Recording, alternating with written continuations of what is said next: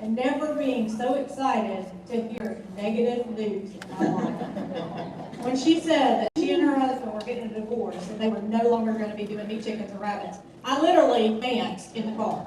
I mean, I was so excited because I thought this is the only opportunity we're ever going to have to have a successful business. This is a tough competition because usually when a restaurant or that type of business or a caterer, they're used to that farmer. They got a big relationship, and we saw that. And getting a restaurant or a caterer to change farmers is hard.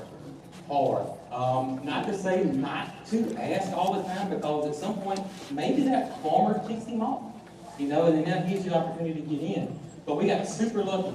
So we contacted the restaurant, catering food truck that they were, We contacted the owner of the food truck catering company, and lo and behold, he was just so happened to have grown up in the city that Jason and I grew up in. Yes.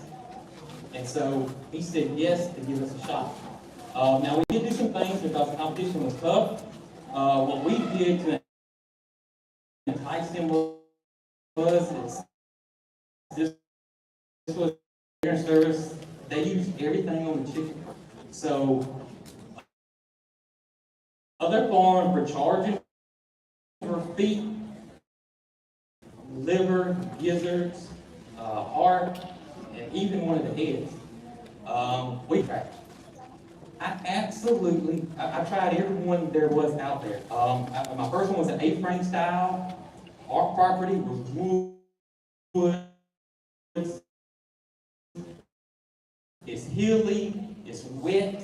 Moving the chicken tractor downhill in a straight line is easy peasy. But when you hit a tree and gotta go left or right, it's hard. And I tried to make all types of adjustments. I put wheels on the side, it never worked. I tried the Joel Salatin chicken tractor, which I absolutely despise. But I know it works for Joel, but it did not work for us at all.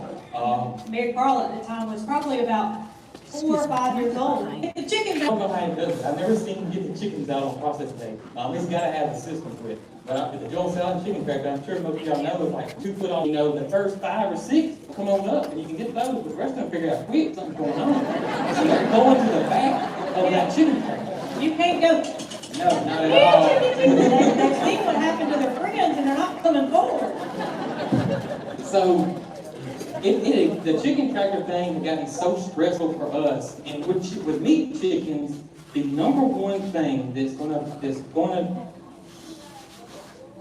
make or break the outcome is stress. That will determine what weight you're gonna get on the meat chicken, in my opinion, more than anything. And that can be anything. It can be weather related. It can be super cold one day.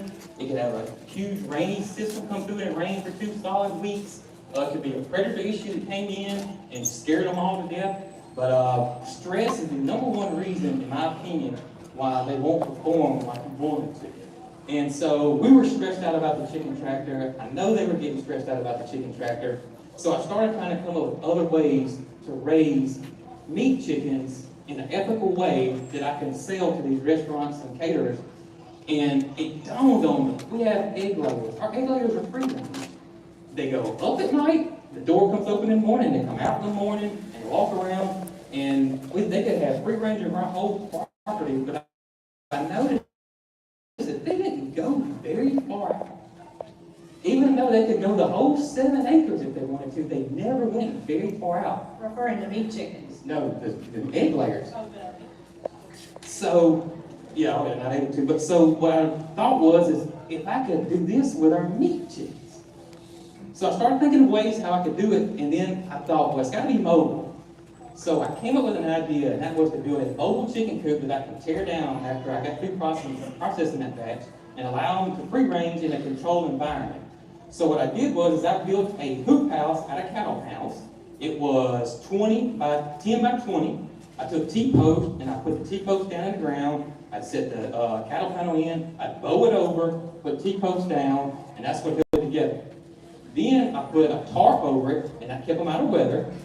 And then I took your electric poultry netting. We actually had 3 of them. It was a huge area for these guys to go. And I could put this setup on any place on my property. I didn't have to worry about moving it. They had plenty of room to free range. And then we could tear it down and put it in another spot and not use that spot for 6 months. And then the hay